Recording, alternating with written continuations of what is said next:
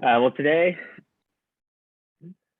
I'd like to share some of the chapters from my dissertation work, which is focused on the spatial ecology of brown pelicans in the South Atlantic Bight. And like I said, thank you so much for having me.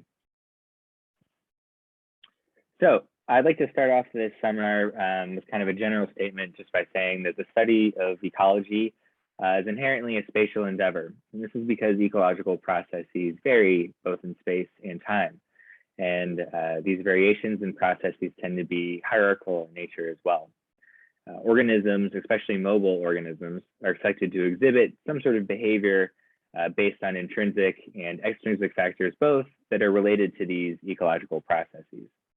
Because of that, we see a lot of drivers of movement behavior that often form this sort of nested hierarchy that reflects the ecological processes that have driven them in the first place. In turn, the behavior of an individual, where it chooses to go and what it chooses to do, influences the fitness of the individual as well. And this is a really key question in conservation when you start talking about human modified environments and how some of the processes that we're inflicting or that we're causing on the environment as a whole are changing how individuals move or changing the risks associated to individuals because of the movements that they undertake. And so understanding how organisms are responding to both existing stressors in the environment and then the novel stressors that we may be introducing as well are really key. I tend to focus on marine and coastal species. Coastal systems act as the interface between marine and terrestrial environments. And for that reason, they're really ecologically complex because we get processes occurring from terrestrial systems and from marine systems that are converging kind of in the same location. And so we've got this really complex suite of processes that are really interesting to look at, but they're also really vulnerable to degradation. So when you think of our coastal areas, you think of really small systems proportionally compared to other systems, but they're still really biologically rich. So you have a very fragile system that doesn't take up a lot of space, but has a lot of life within it. We also know that coastal and marine species are declining more rapidly than terrestrial species. And so there's a lot of conservation value to understanding how these coastal organisms are responding to some of those stressors that I mentioned earlier. Human impacts are accelerated in coastal systems, and that's especially true of the past decade, where you've got a lot of things encroaching upon, like I said, this relatively small area of our environment. So my study species and the focus of this talk is the eastern brown pelican. Pelicans are long-lived. They're an apex predator in our coastal systems. There's breeding colonies from South Texas throughout the Gulf of Mexico into Florida, and then up the Atlantic coast around Chesapeake Bay. Pelicans forage on surface schooling marine fish that they capture in these really dramatic, unique plunge dives that perhaps some of you may have seen. And it's partly their behavior when they're out foraging that makes them a really high-profile species in the eye of the public and kind of an iconic species as well. Importantly, they're also a species of conservation concern. Part of the reason they're valued in that way is that they reflect environmental change and that they've been shown to be pretty reliable samplers of the coastal environment. And that's partly because of their position on the trophic system. So if you understand what's going on with pelicans, you understand a lot of what's going on down the food chain, down the trophic pyramid there, into those coastal and estuarine systems I mentioned earlier. So my study area was focused on the South Atlantic Bight, which is the coastal region of the United States, roughly bounded by Cape Fear, North Carolina to the north, to Cape Canaveral to the south in Florida. And the South Atlantic Bight is really characterized by these really expansive estuaries, salt marshes, and barrier islands. It's really dynamic, which is important. It's so dynamic because of the high number of riverine inputs that influence the local oceanography of the region. And that makes it really unique. So we have this fairly large stretch of coast that's, like I said, kind of embedded with these really big river systems, and all that flush of fresh water mixing with salt water makes these really large estuary salt marshes, and there's just a lot of productivity and a lot of life in the South Atlantic Bight. Now, there's approximately 15 pelican colonies annually within the bight, but there's many more seabird colonies generally. So the figure that I'm showing to the left here, everywhere where you see a dot is a location where some species of seabird breeds, but like I said, only 15 of those host pelicans. And so there's only a select number of islands or a select number of places within the bight where we have nesting pelicans, and that makes those islands really important and really of high conservation value. The largest of these pelican colonies occurs in coastal South Carolina, around Charleston, which is where I focused much of the research for my dissertation. So moving throughout this talk, the goal of my dissertation was to combine spatial analytics from our brown pelicans with both data that we collected in the field and remotely sensed data to address some of these key questions in movement ecology and in conservation as well. And so I'm going to be highlighting 3 of the chapters for my dissertation. And as I move throughout this talk, I'm going to kind of start small and expand. So my first chapter is focused on how pelicans change their behavior over the short term, maybe like a couple days, and in a really small scale to the passage of hurricanes within the South Atlantic Bight. I'm then going to move up a little bit and talk about breeding season movements and how that relates to an emerging class of contaminants called PFAS, and how we can try to find a link between urban habitat use and PFAS concentrations, like I said, that are over the course of a breeding season. And then lastly, I'm going to talk about the partial migration of brown pelicans and the fasting endurance hypothesis, which has some effects for thinking about the South Atlantic Bight as a whole system, and indeed multiple marine ecoregions. And so, like I said, as I proceed through this talk, I want you to kind of be thinking that how we are going from the small local scale up to the scale of the whole Atlantic coastline. So as I said, my research was focused in the Charleston area of South Carolina. We had 4 main study colonies that is going to kind of form the foundation of this work. So up in the north, or the northern part of our study area, we have Marsh Island. And Marsh Island is a fairly large pelican colony. It has about 1,000 nesting pairs. It's part of Cape Romaine National Wildlife Refuge. Moving more to the south, we have Castle Pinckney. And Castle Pinckney is a very urban colony. It's located like a stone's throw away from downtown Charleston. It's right in the middle of Charleston Harbor. It's also a fairly small colony. So there's perhaps only 1 to 200 pairs that nest there every year. Our next colony is Bird Key Stono. Bird Key Stono is a really large colony. In fact, it's frequently the largest colony on the Atlantic coast. That usually has about 3,000 to 4,000 pairs of brown pelicans nesting annually. So it's a really, really important place for pelicans. And then the last colony that I'm going to be talking about is DeVoe Bank. And DeVoe Bank is also a fairly large colony. It can have 2,000 to 3,000 pairs on it as well. So when Bird Key Stono is not the largest colony, DeVoe Bank tends to be, and vice versa. DeVoe Bank and Bird Key Stono are both recognized as seabird sanctuaries in the state, and so they have some protected status with South Carolina DNR. So we captured adult pelicans while they were nesting, usually while they were either incubating eggs or while they had young chicks. And they were captured with the use of this telescoping pole that you can see in the photograph here. And so that pole collapses down to about 8 feet long and then extends out to about 35 feet long.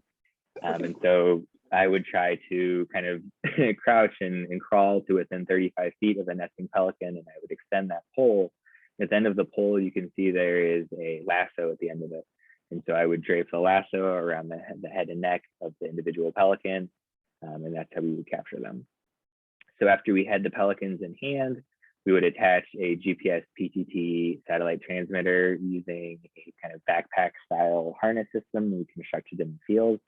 And these deployments the whole process tended to take less than 20 minutes, about 15 minutes is what we were averaging. So it was fairly rapid. These deployments occurred in the breeding season, May to August, and we deployed every year from 2017 to 2020. So moving into my first chapter, which focuses on pelicans and hurricanes, we know that, I guess I shouldn't say we know, but it should come as no surprise, I guess, that hurricanes can pose a survival risk to marine and coastal species. They're these really big storms, pretty violent, and they can have a deleterious effect on organism fitness. And what's really unique about hurricanes is that they're regular events, but they're stochastic and they're unpredictable. So if you're a coastal organism, you can expect to probably encounter a tropical cyclone or a hurricane, especially if you're a long-lived coastal organism, throughout some course of your life. But it's really difficult to predict when and where you may encounter a storm of that nature. And so it makes thinking about strategies that organisms can undertake to cope with them somewhat difficult, because like I said, they're regular, but they're unpredictable. And so for that reason, behavioral strategies of coastal wildlife, it's not really well known, especially before the advent of tracking technology. It wasn't really feasible to go out during the middle of a tropical cyclone and observe what dolphins or sea turtles or pelicans were doing. There's a lot of safety risk, and it also just wasn't practical. But with the advent of, like I said, tracking technology, we're starting to get kind of glimpses into what individuals are doing. With that being said, it's still really difficult to design a study because you can't really control for a hurricane. So you just have to have some individuals that are within the path of these storms and record the behavior that they do, which is what we did for this chapter. With that being said, the two sort of strategies that have come to the forefront for dealing with a tropical cyclone is a sit and wait strategy or a kind of run and flee strategy. So on the left-hand side, we have our sitting and waiting it out strategy. And there's a couple reasons why an organism might choose to sit and wait. It could be that it's physically unable to flee from a storm of that size. These are hundreds of miles across, so it might be really difficult to just get out of the way. It could be too energetically expensive to leave your area. It could be that you don't have an early warning system to detect when a hurricane is approaching. So you might get caught up in kind of the storm. Even if you had the energy to potentially leave, you might not have known that it was coming. It could also be that you're an organism that is able to withstand the conditions of the tropical cyclone. So it might just be a better idea to wait it out because you can make it. And it could be that there are refugia available for you to physically shelter in.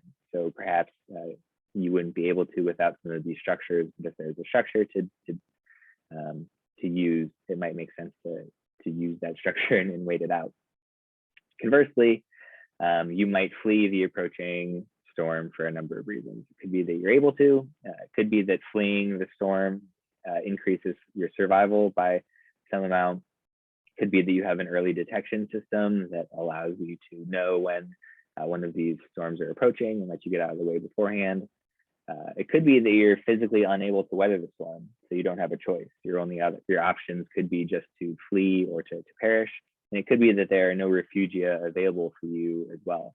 So you don't have a place to hide even if you wanted to. And so we wanted to take these two approaches and see which one pelicans might be using to cope with these, like I said, these really big stochastic events.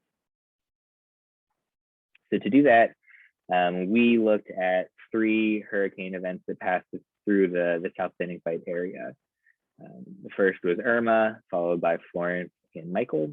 And you can see that only Florence was really a kind of direct hit into our area, but the wind swath of both Irma and Michael clearly impacted the South Atlantic Bight and our pelicans, which really underscores how large these weather events are. And then on the bottom right there, the D box, I'm showing just a 95% kernel density of where our pelicans were at during Florence, Michael, and Irma. And you can see that they were all more or less kind of in the southern South Carolina coast, maybe a little bit into Georgia, but clustered together for the most part. And those 2 yellow stars are where we're going to collect weather data from. These are weather stations, just for reference as we move forward as well. So you can see that our pelicans were impacted by these storms, even if they weren't necessarily direct hits. So the first thing that we wanted to do was to get a handle on pelican behavior using those GPS points that we had collected. And so we used an expectation maximization binary clustering algorithm to assign behavioral states to each pelican relocation point.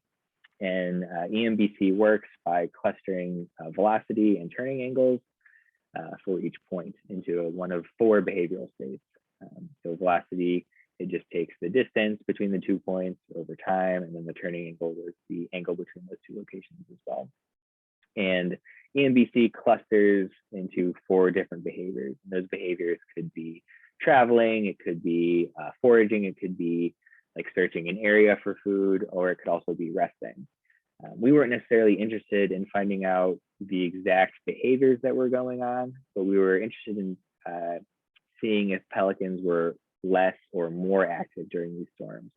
And so what we did is we collapsed 3 of those behavioral states, and we called those active states, and we had 1 inactive state. And that inactive state was characterized by almost no velocity and almost no turning angles. So those points were really clustered together, and that bird wasn't really doing anything, versus our other 3 states were, like I said, some sort of activity, whether that was traveling or foraging or what have you. But for the purposes of this analysis, we were just trying to discriminate between activity and inactivity. So in order to link our behavior and our weather variables, which we chose a priori, we used a multinomial logistic regression. The figure on the right, the 2 weather variables that we were looking at specifically were barometric pressure and wind velocity. During a hurricane, barometric pressure drops dramatically and wind speed increases dramatically, as evidenced by those spikes in those 2 figures. And so we wanted to see if there was a correlation between the amount of activity or inactivity that was shown with our barometric pressure and our wind velocity variables. And what we found was that pelicans significantly decreased their activity during the passage of these cyclones. In other words, there was a significant rise in inactivity as barometric pressure decreased and wind speed, wind velocity increased. And so we kind of ascribed that to a finding shelter strategy. And as I mentioned, these were driven by changes in both our pressure and our wind speed. And so as we dug into the tracks a little bit further, once we kind of uncovered the sheltering strategy, we wanted to know, where did they shelter? And it looks like from the tracks, kind of just in visual inspection, that these natural estuarine structures were acting as important refugia during these weather events. And so on the right-hand figure here, we have one individual who began the hurricane kind of on an exposed island and then gradually retreated further and further into this estuarine complex as the storm got worse. And then on the right-hand figure there, we have an individual that simply stayed put on one of these kind of smaller coastal islands for the duration of the entire cyclone. But like I said, what we were finding was that these natural structures that are occurring within our estuaries with really large expanses of saltgrass, maybe some barrier islands, were acting as important refugia. We also found that the levels of inactivity were modulated by storm intensity. So the greater the drop in barometric pressure or the greater increase in wind speed, the more inactivity was shown in pelicans, whereas I think it was like Michael had a relatively shallow drop in barometric pressure, and we saw more activity during that storm. And Florence didn't really have a lot of high wind speeds, and there was a little bit more activity during those storms as well. So it seems there might be a relationship between how bad the storm is and how much inactivity is shown by our pelicans as well.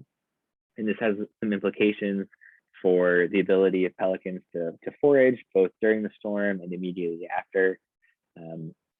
These storms, take a day or 2 to pass through, and so that's all lost foraging time for these pelicans.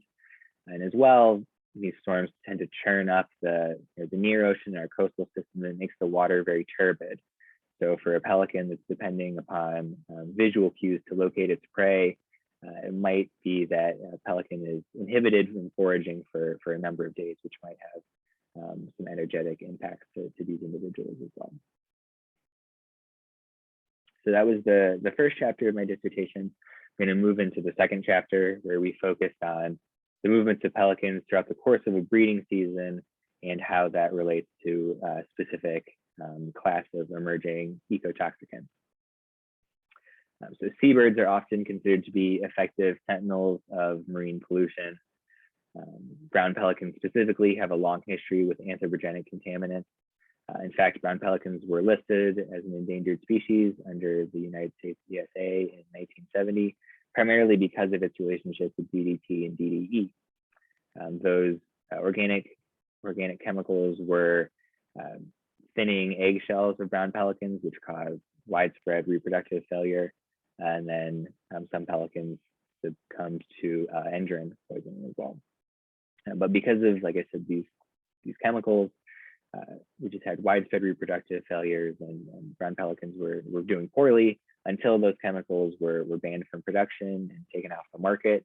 And then we saw a very good recovery in brown pelicans. And in fact, the species was removed from the ESA throughout its entire range in 2009.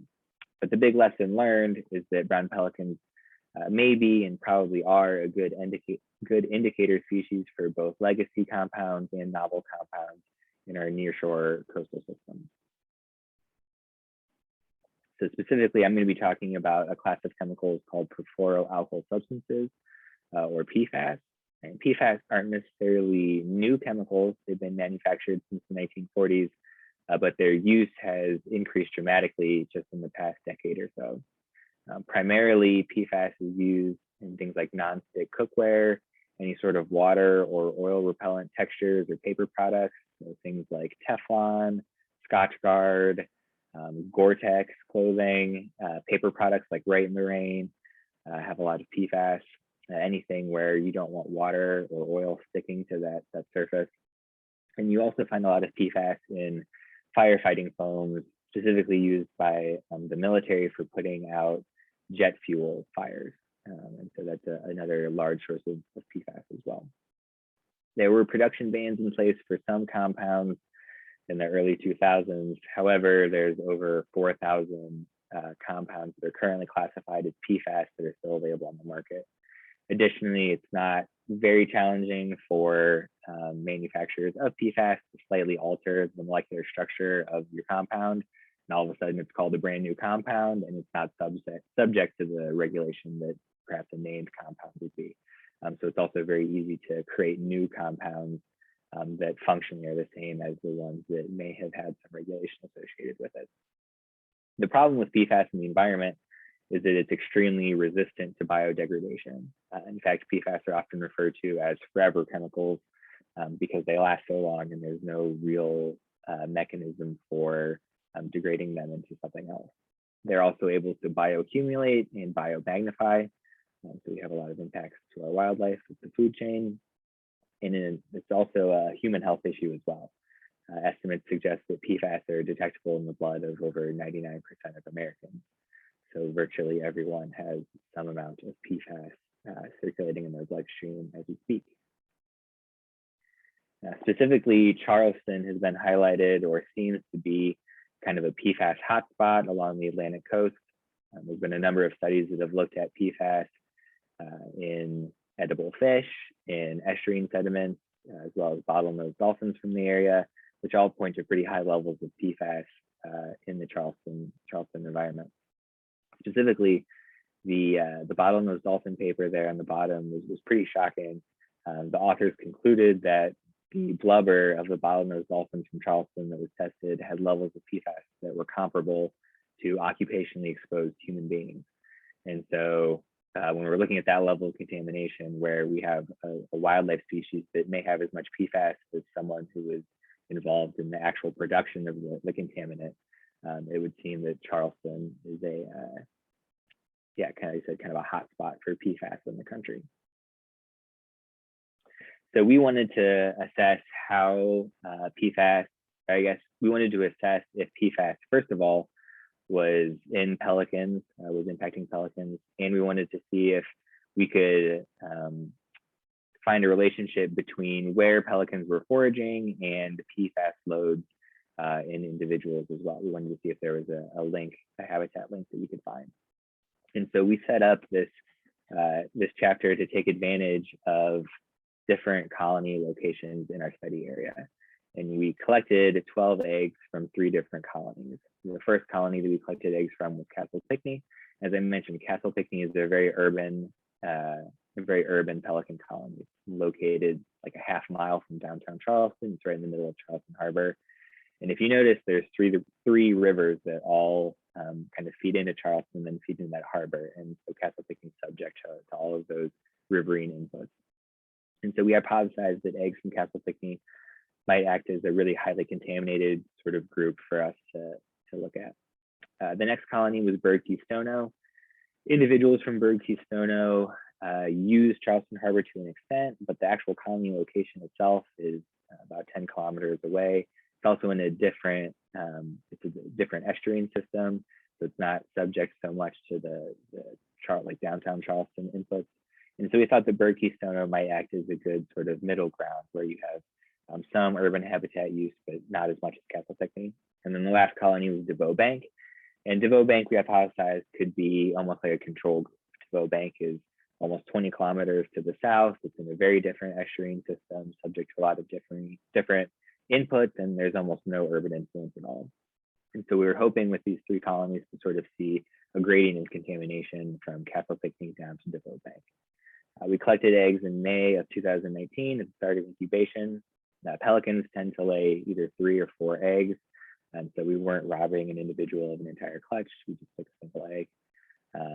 That egg was floated to determine freshness. We only took fresh eggs. We also made an effort to collect the first egg of every clutch based on appearance, as the first egg of a clutch tends to be the most contaminated.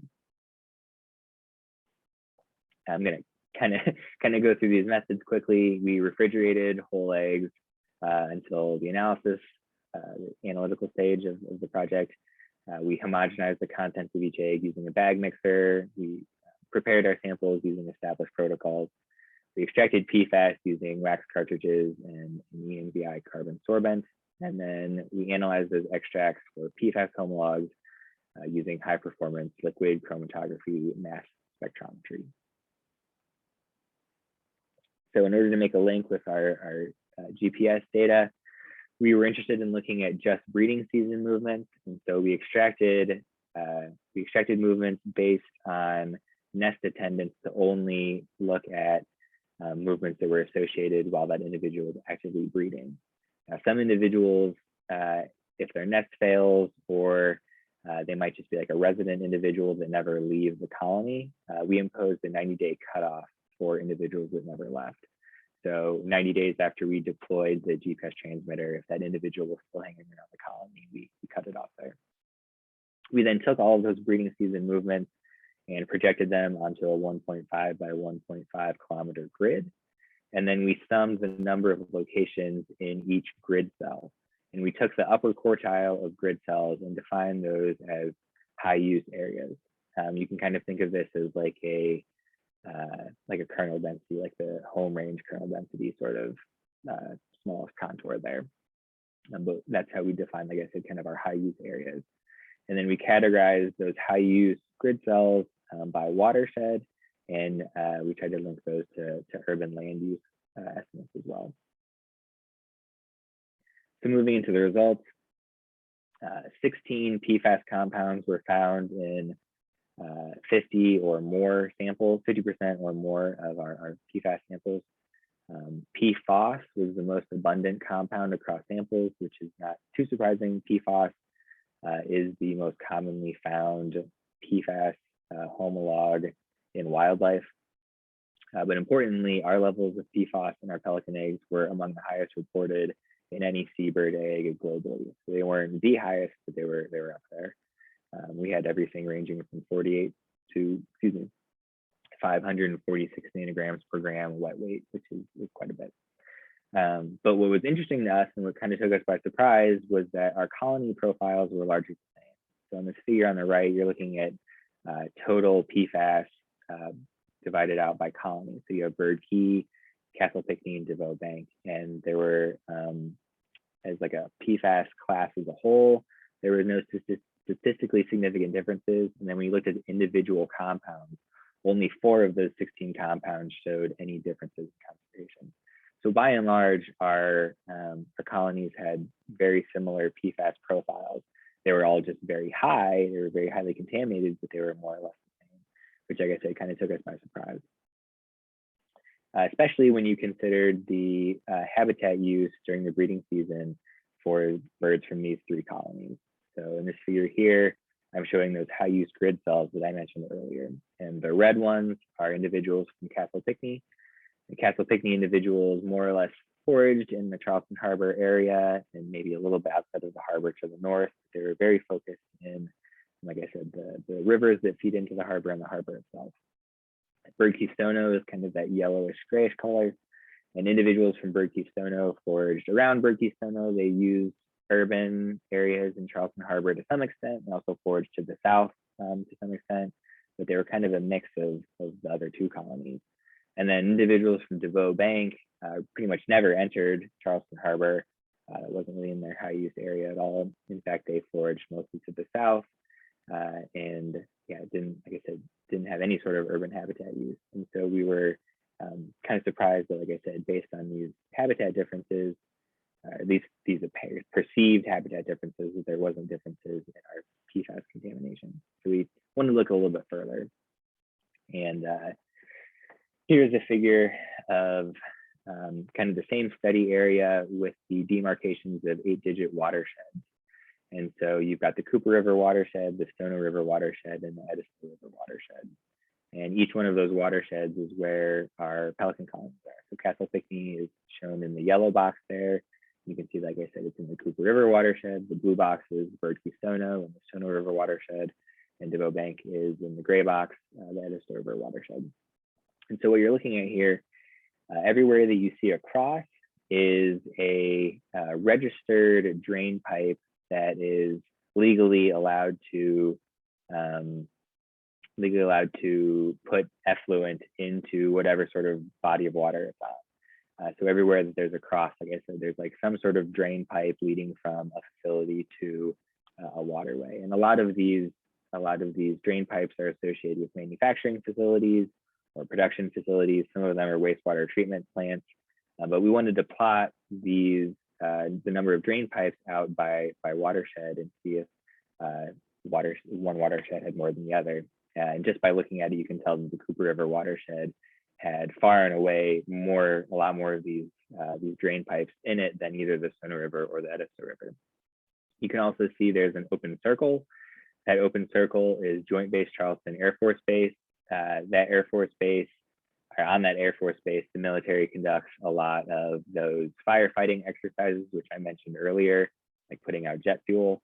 And so that's a very large source of PFAS, or theorized to be a large source of PFAS. There's some internal documents from that Air Force Base which also show really high levels of PFAS in the groundwater from that Air Force Base and in the sediment as well. And so I'm showing on this figure where that location is, and it's firmly within the Cooper River watershed. And then the open triangle is another old military installation, a Navy base.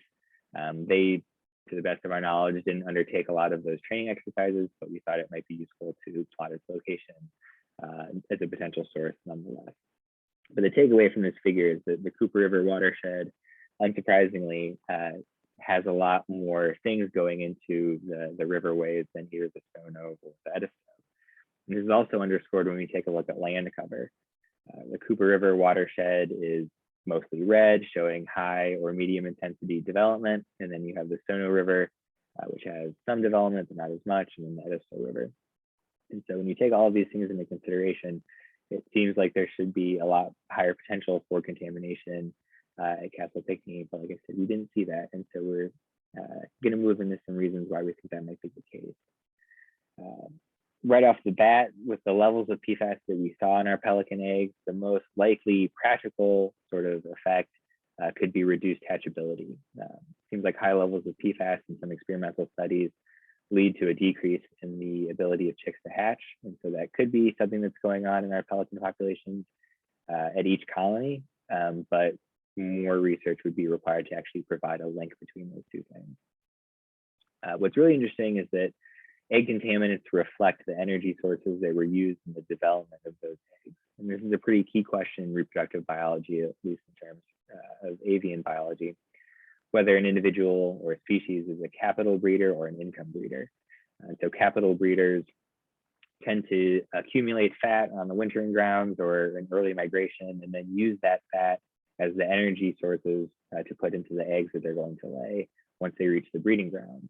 An income breeder, on the other hand, will maybe not store fat or not build up those reserves on the wintering grounds or anything. It'll arrive at its breeding ground, and then it has to go some period of time where it accumulates local resources that it's then going to put into laying those eggs. And so those eggs are reflective of, like I said, the energy that went into them, and that could be either on the wintering ground or locally. Importantly, capital and income breeders are kind of endpoints on a spectrum, and most species fall somewhere along that spectrum, where perhaps some percentage is coming from fat acquired on the wintering ground and some percentage is coming locally, but that kind of varies. And so it's usually not like one or the other, it's some mixture of those two. And importantly, it's unclear where brown pelicans actually fall along this continuum of strategy. It's long been assumed or hypothesized that pelicans tended to be more income breeders instead of capital breeding, but we really don't know that. And so this has important ramifications for where we think these PFAS may be coming from. Like I said, based on the literature and our understanding of PFAS, it's likely that they're coming from the Charleston area, especially how high they were. But pelicans are facultative partial migrants. So that means that some individuals will stay in the Charleston area all year round, whereas other individuals will leave for places as far away as Florida Keys or Cuba or even Mexico, and they could go north to Chesapeake Bay. So really anywhere on the Atlantic seaboard is open up to those individuals. But they could stop at any one of those points in between. So it's almost the entire Atlantic coast that you have to account for where these individuals might be picking up contamination. So as you can probably imagine, linking contamination with these non-breeding movements is challenging. It's not like all individuals from the population winter in the same spot and then go back to the same location. Like I said, it could be anywhere.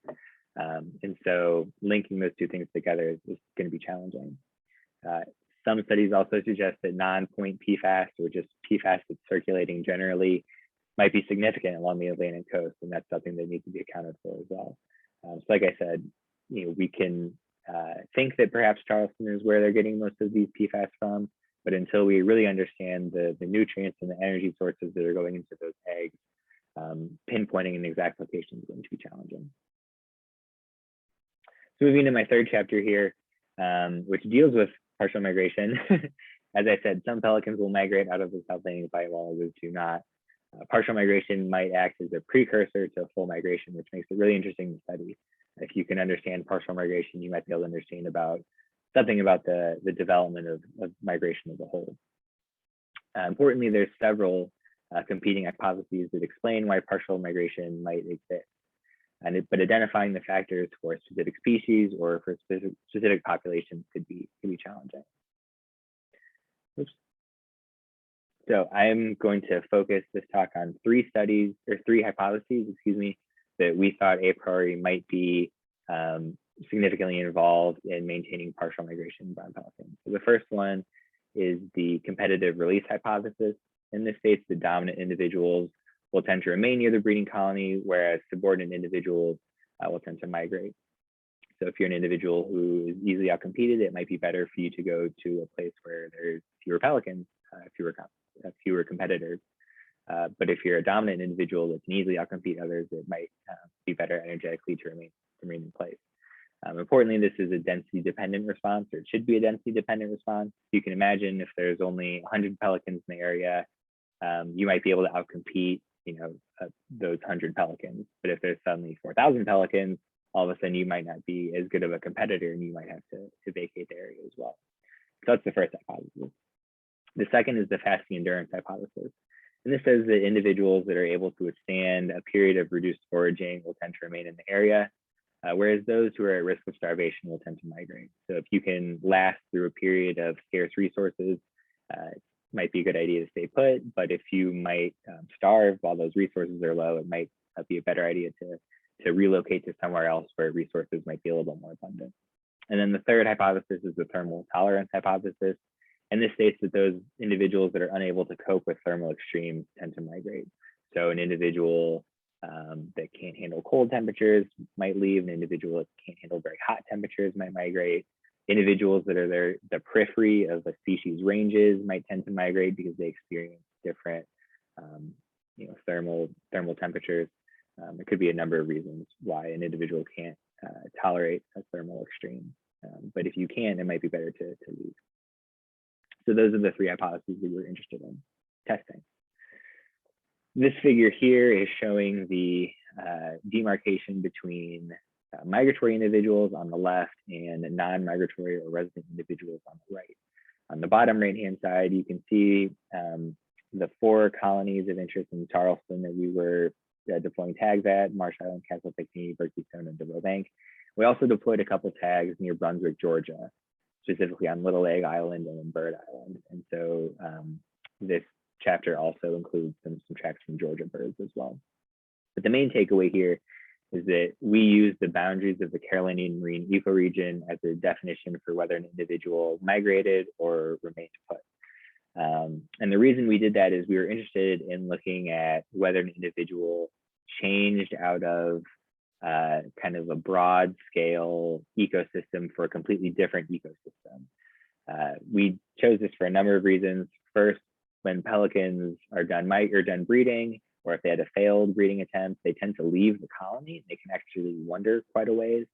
And so we wanted to account and allow individuals to move around a little bit without defining them undertaking migration. And like I said, we're also interested in looking at kind of ecosystem level questions. You can imagine that Charleston, South Carolina, and Brunswick, Georgia are not that different ecologically, but they're very different from something like the Florida Keys or the Cuban coastline or Mexico. And so we wanted to ask the question, what might prompt an individual to leave this ecosystem for a completely different ecosystem? And so like I said, that's the scale that we're going to be looking at. So in order to find the factors that were associated with individuals that migrated, we used Cox's proportional hazards model. And what this does is for every individual, you have like 1 day of GPS locations. And for that day, you have a range of variables. And the last variable was, did you migrate or did you not migrate? And if you didn't migrate, you get a 0. And then the day that you migrated, or the day that you crossed the threshold out of that marine ecoregion, the day that you migrated, and you get a 1. And so you can imagine for an individual bird, you would have a long string of zeros, and then that last row would be the 1 saying that you migrated. And then it would move on to the next bird. And so the model looks at all of the things, all of those 0 lines, and looks at the variables that changed the most to influence that 0 changing to a 1. In other words, what variables are the most important for prompting an individual to not migrate to then migrate. And the individuals that, the variables that we were interested in were both intrinsic and extrinsic. So on the extrinsic side, we have air temperature, we have sea surface temperature, which might be a proxy for prey. We have chlorophyll A, kind of another foraging proxy in terms of primary productivity. We included the North Atlantic Oscillation Index as a climatic variable. And we also included the meridional wind component, or the wind component from north to south, as we thought that maybe pelicans might like having a nice wind-assisted migration to the south. Our intrinsic variables were sex.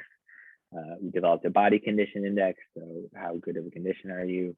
And then we had a measure of skeletal size, how large is that individual? And we also included the colony size for those individual pelicans as well. How many conspecifics was it breeding with as a measure of density dependence? And so when we ran our Cox's proportional hazards model, the variables that came out significant were sea surface temperature, chlorophyll A, North Atlantic Oscillation Index, and our body condition index as well. So on the left-hand figure here, what you're looking at is the output of the proportional hazards model. On the x-axis is date, and then the y-axis is the cumulative probability that an individual will migrate through time. The little gray shaded area in the bottom is the density contours of our actual migration events. And so you can see that most pelican migration occurred in November and December. And you can see that kind of jump in cumulative probability as well. Now those dashed lines are the 95% confidence interval. And the dashed line really fans out there at the end, in part because we included individuals that never migrated outside of the Carolinian marine ecoregion in the analysis. You can imagine instead of that the last row being a 1, it was just a 0 the whole time. And so we included those residents to get a little bit more of a, include those residents to help us discriminate what factors were important in migration, just a priori or as a whole. But like I said, that's part of the reason why that 95% confidence interval is so expanded there at the end. The takeaway, though, from the table is that we had negative relationships with migratory probability and body condition index and NAO, and then a positive relationship with SST and chlorophyll A.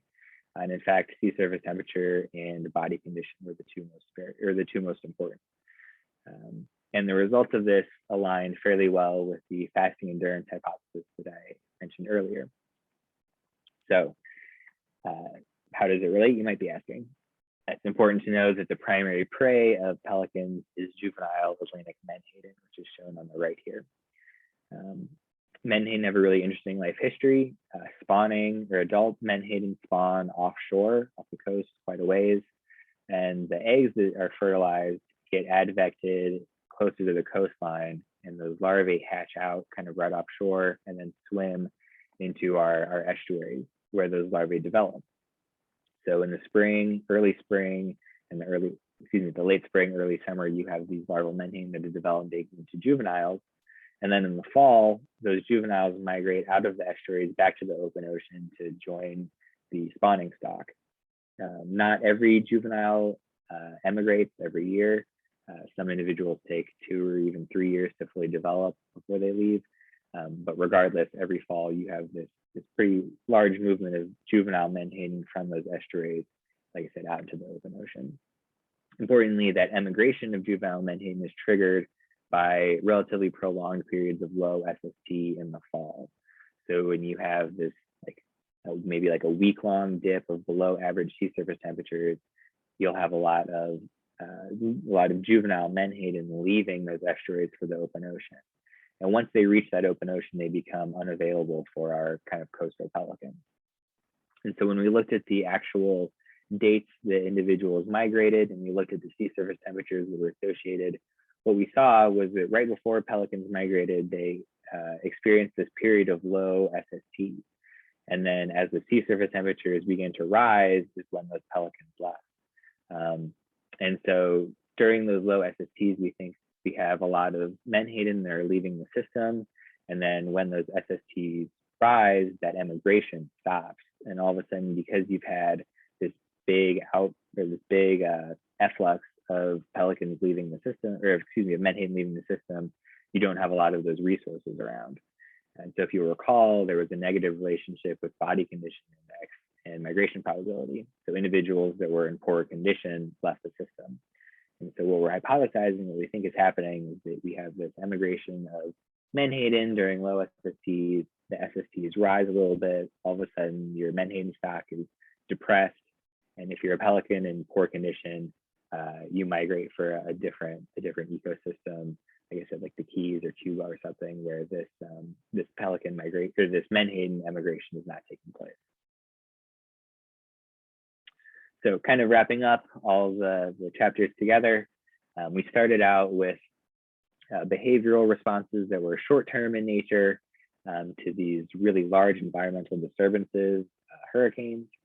We moved up in scale a little bit to talk about how differences in habitat, although there were differences in urban foraging and urban habitat use, the internal physiology of PFAS contamination was largely similar. And then finally, we went to kind of the ecosystem or the marine ecoregion wide level and looked at how both intrinsic factors and extrinsic factors were related to migration potential in brown pelicans. So movement is driven by many factors, which, as I mentioned, are often both nested and hierarchical. Individuals can alter their fitness through movement. And as I started this talk, I just like to reiterate that ecology is a fundamentally spatial endeavor, which makes it fun to study. So I'd like to thank my field assistants and a lot of help from this project from South Carolina DNR, as well as Georgia DNR, lab assistants with my colleagues at University of Rhode Island, and then my supervisor, Patrick Jodis, and everyone on my committee for all their help. Like I said, this work was undertaken during my PhD at Clemson University while I was in the South Carolina Cooperative Fish and Wildlife Research Unit. With that, I thank you for listening, and thank you for having me.